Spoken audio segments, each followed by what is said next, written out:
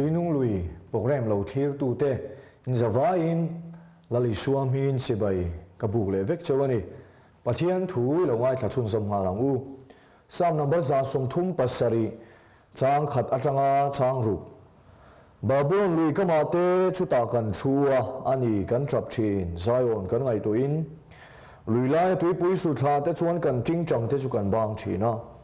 zion la pakhat min sak sak ro u tin chuta chuan salamin shuai tu ten lasa min nge na min tira thei tu ten hlima min ngen bok si thin mirama te chuan lalpa hla in tin nge kan sak theang o Jerusalem ka thengil che chuan ka kut ding lam hian athil thiam hi thengil ve ro se ka hriat reng lo che chuan ka lei hi ka danga bet tlat ro se ka hlim na ber aya Jerusalem ka du zok lo chuan voine kan thupui tan kan than chu Babulon lui kam ti ani athu kan chhiat te lalpan kan zata mal mi som sak ro se amen hey shia dangin Babulon hi khopui ro pui tak ani a ahun lai khovela po ho so em mai ani a tin chu mai ne rovin khovel thil mak pasari zinga pakhat kha he Babulon huna hian a omani a tin Babulon hi Euphrates lui in apal tanga kulro pui takan dina chu kulro pui tak chunga chuan Euphrates lui chu aluang lu ta Babulon kulkha mel ma ten hual vek ma sela kha tui kha luan lu miao wangin tui na thatak an e wangin Babulon mi te an khamuang em china an him pha a khoin todel tak te po an ni ani he Babulon ko hi rang ka chak khopui tia shiat ani a kan shiat ngin ne bukan e zaramu mang in la na bu po khan alu rang ka chak ati kha he Babulon hun hi ani a chu Babulon chu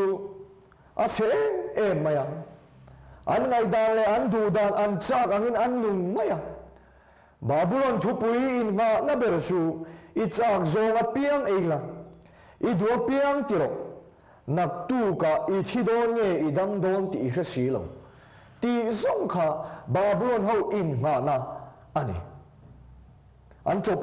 em maya an sual em maya Pathian thu oi lo na an mani na sa em maya ni tin zong nei ten Babulon shim an so piang hian ti chiat tur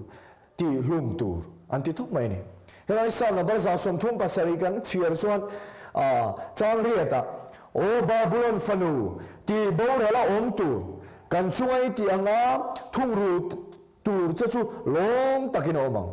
I fanau te chu sakalung pui vuang na mang tur chu long takin omang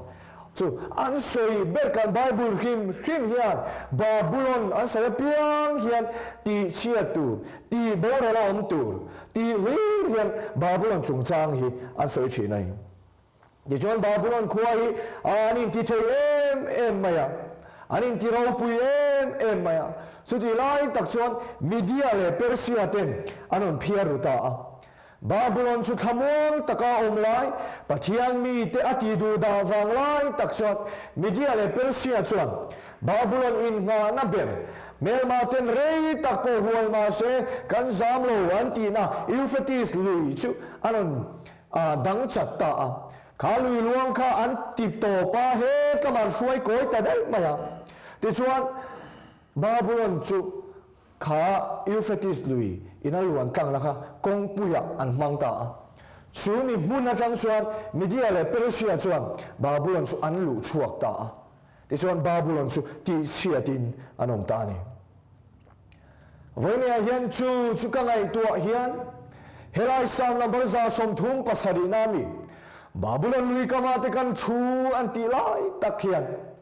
wo tu kan ram din mun ka khir hian chu kan thut mun hi ni tlatiang ka rechina Babulon lui kam chu mani du ti na mun mani chak zong a piang ti na mun lalpan nge du lalpan ke mani nge phu ti po ngai sak mia lova mani du ti na mun ani tlat Babulon mun hi wo tu chu Babulon mun a chon kan thu kan ram hi Pathian ram kan ngai em Zion kan ngai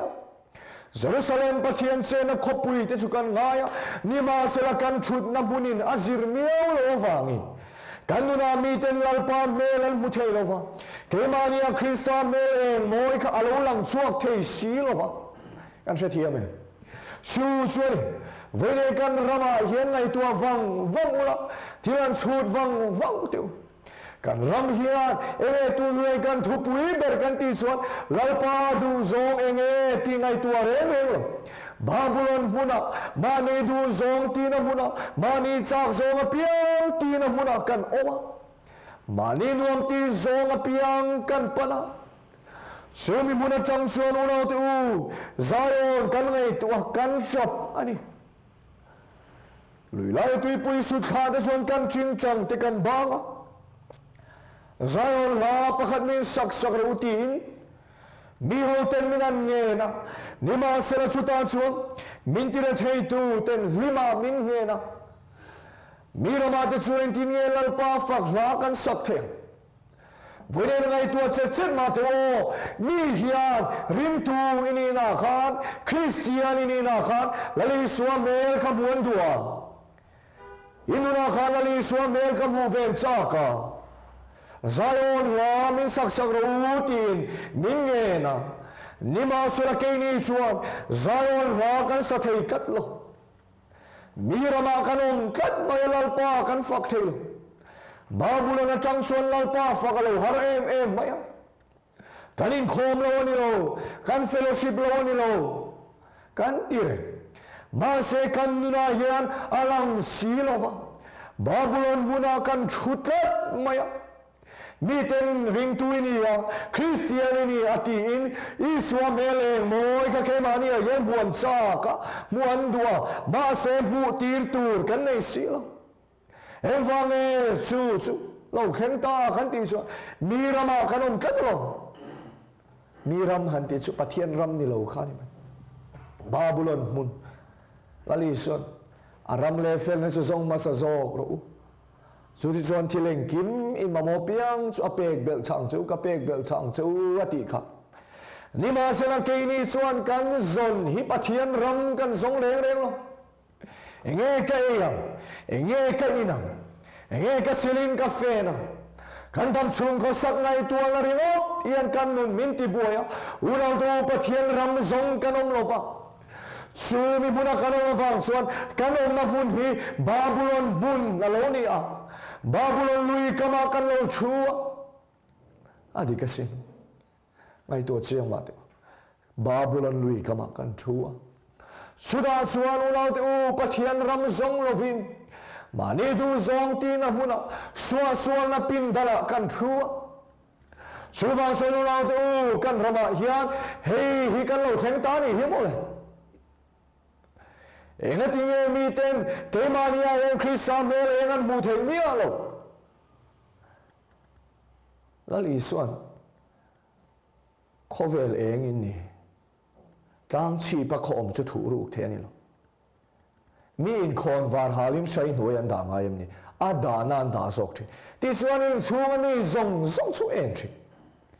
kha khon var khalani suani a nima se ke ni nuna yen kha khon var ka eng chuak kat lo adana muntura kan da lo helaya lang chuak ber kan da chu mi ta hu the lang ber kan da chu sum le pai te dam chung ko sak ro pui na te chu kan ngai poi mo hi ni tla rong bo tu nuna te po yen ro tu ngai tu ro Pathian da ma soberani ti kan wang ma mai mo anuna yen Pathian van da poi mo em ti te kan tlem ma mai mo chu tak chu ni ngai tu ngai om su ni chu Babulon mun chu gate of God antia Babulon chu om zia chu Pathian kong khar ani ti vela ni Babulon he de chuan Babulon mun chu nom sit bol na mani do zong ti na mun Pathian ngai sak lo na Pathian thu oi lo na chu mi huna chong kan ram hi kan om ta mani du zong mani cha zong apiang kan tui puya kan boy puya Pathian ngai sak mia lovin kan oma Mila chuan kan nuna hian Pathian huan lo tuma Pathian an lo zonga ma se hmu tir turong silo hmu turan nei silo kan ngai tu har hun to lo mo kan ram hi unau tu in ngai tu har teu enga tinge dik ta chuan in khom de higan tlem tlem tak kan ni veng tin higan ni deu vek mai thei a chan bera chuan Babulon lui kamai kan chuna salutuka mani du zong tira munai karom na salutuka Pathian ngai sakna kan ka chama sumi awang sonu nau tu tun huni kan khelani hi mole Efesia chuan Poland ni te hi that lo wangin rem cha na leizel Lalpa du zong nge ni ti lo kheto zong lo tun kan ram din bunai chuan lalpa hian nge keimani hian a phu lalpa hian keimani nge du ti reng ai tu om lo kan ai tu bel su keimani chak zo Babulon khuan tiang chiak kan ti kan ma ni ma sela chu Babulon hmuhnawm te chu nge ma ba ti boral tu ran ni tok mai Veni nau tu kan ram hi ma ni du zola kan na sat lu tuk chuan kan ma bak chu ti boral hi ni tok mai Hen bun lama kan liam wang mai don chu wang chuan Babulon lui kama kan chu unau tu I thau te u khan I thau chuak te u khan Nehemia chuan Jerusalem ram ti te a kong khara kang ti te o khia chuan lunga em mai a mel polo danglam ta vet mai an lalpo chuan hmu thei kopin o Nehemia nge chunga thil lo thleng ta an ti chuak hi unau tu kan ram ye tiang hian I ti kan khian mek la hian enga tinge kan ngai sak mi lo enga tinge kan buai pui mi lo Nehemia chuan Jerusalem ram ti te a kong khara kang ti khian roalin chu Jerusalem lam chuan a ril ru on la la hoi din thar le tiang soi chia da karom lo na ri din thar le tiang ron ti tani chungon kan ram po yu na to mani du zong ti na muna mani nuam ti zong boy pui na muna lalpan nge du lalpan ke mani nge phuti ngai to mia loven kan oma hoi din thar le tiang hoi din thar le tiang soi chia da kanom lo na unau tu kan rama hian soi chia thiring tu ten kan to hewang nge kan ti chuan Babulon lui kama kan thuna sa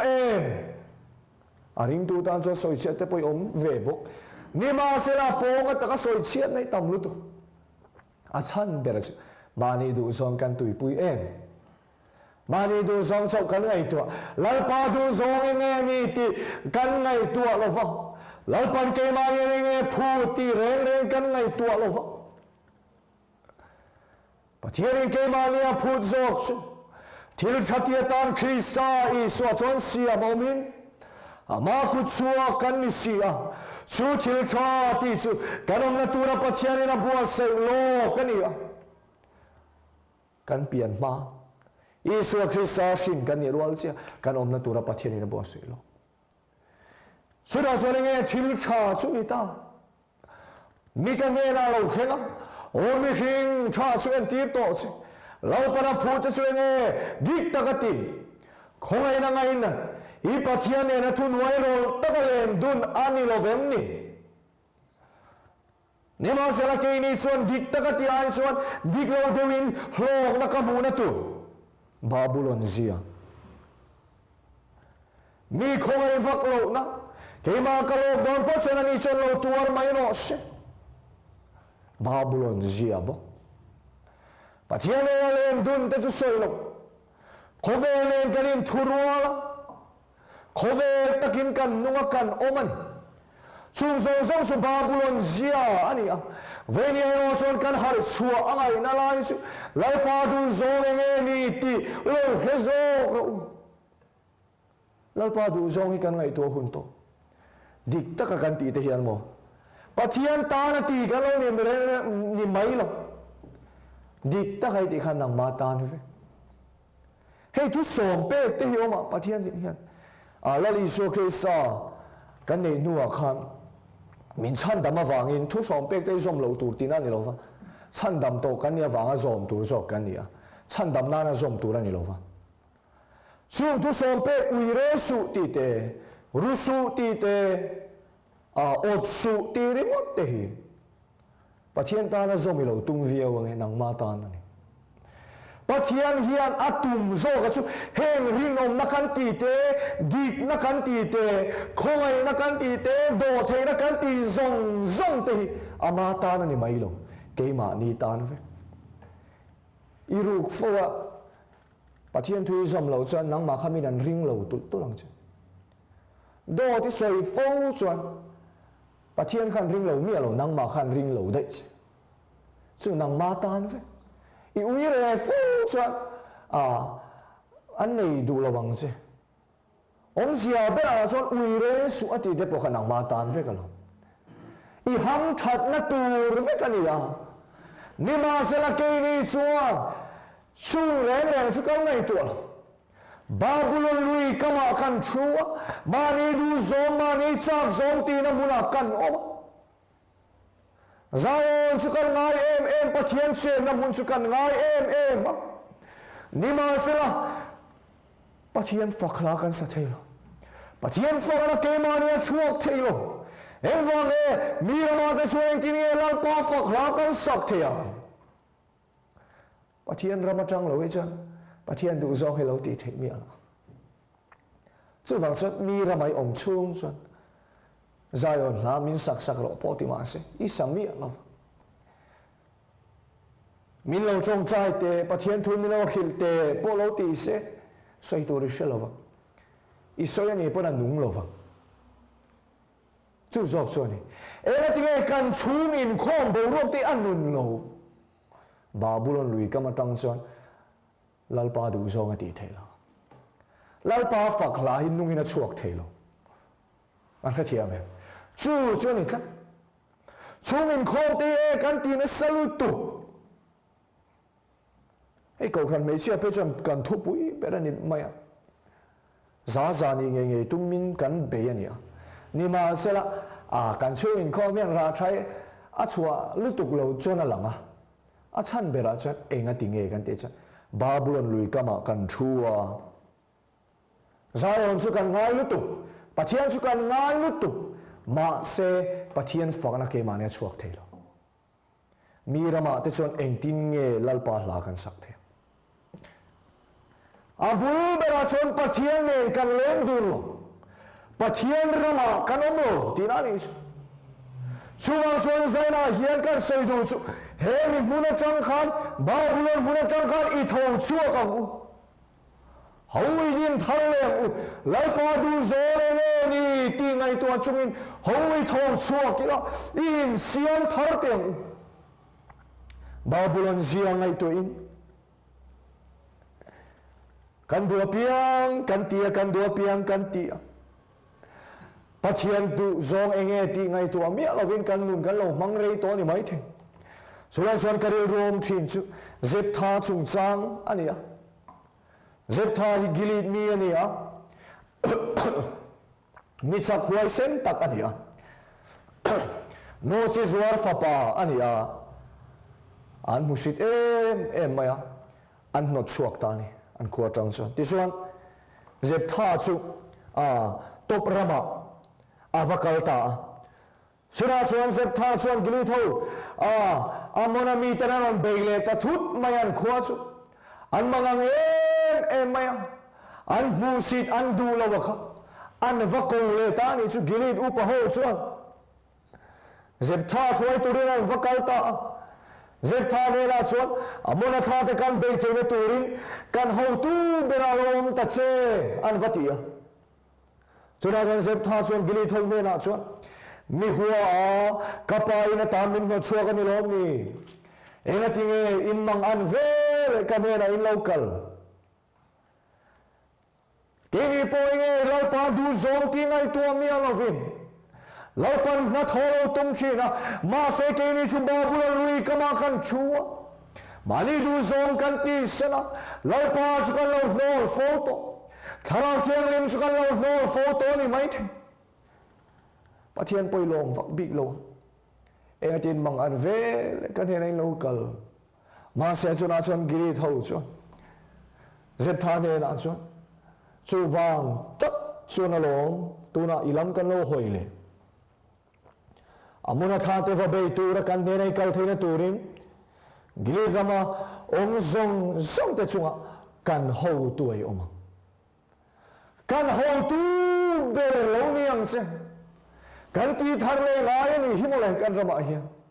Christian le moi chumi te lo mu theina turin thua soi mai tok to lova thil tin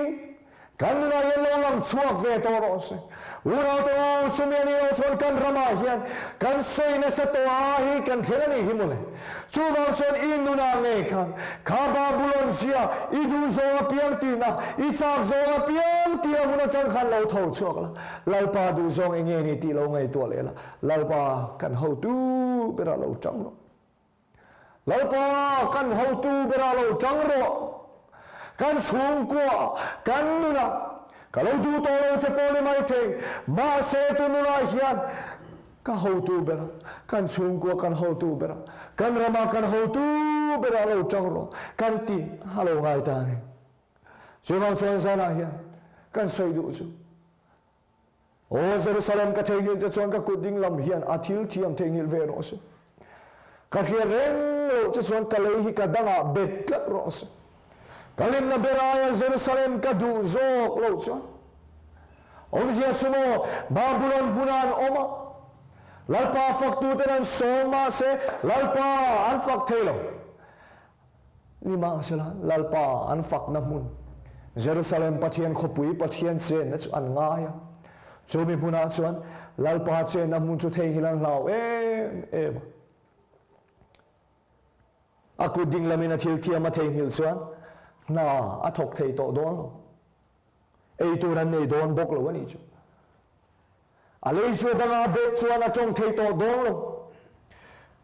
ni ma se la chu tiang chu Jerusalem thei hil ai chuan an thang kat una tu in ngai to chuak te Pathian se nam huna hian ho I omila Babulon huna chang hian tho chuak ila Islam Pathian ram hi ke mani lo theng do na ni Babulon lui kama te kan chu ani kan trap thin Zion kan ngai toi ti chuan chu Babulon chu mani du zong ti na mun mani chak zong ti na mun chu thamuang taka kanom lai tak chuan kan tiang e Media le Persia te chuwa an lo phial ru a Euphrates luian khwaluang lu chunon ti top ta thut mayan lakoi ta Babulon chun lo ne ta zena ni he thar le tengu Calvary lali suwa Christian chu Babulon zia chu lo ne vek to I ne chiam khalo har to mai the ma se lali sona ne sak to che I kal na tur thungero ne to sa kal mai turin chu ne to sa kong chu zo mai tur I chu ba se lo tu poi mo ta chumo Babulon zia hi pai ila Calvary kamara li suwa Christian he kan mi hring du zong kan chak zong a piang himin ne sak ta chu wang chuan Babulon lui kama tang in thau chuak la he ai hian kan rama hian Pathian Thlarau lo zalena in khom te po kan lo tam mai don ani Babulon zia hi tam lu tu ka mi hian ke mane engan mu thei lo ani ke mane nu na lalpa melan mu thei lo ani hlasiam tu cha I thinlung zau tak mangai na ang nei ka Suan la zong zong mu ka na thutak zong mu na nui me ringo ta po pa mga inan lo hria thei na ke ni sukan mel en reng po hian Pathian mel hi lang vak lo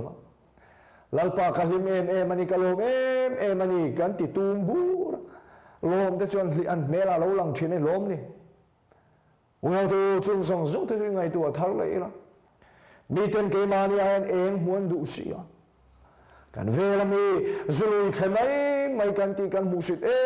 em te po hian Christian mel eng hi muan sak a cho nên cho nó tôi cái mà ni zo khi cái ông nằm muốn lâu đi lâu về thôi Babulon lui kama kan lâu chu về tất ta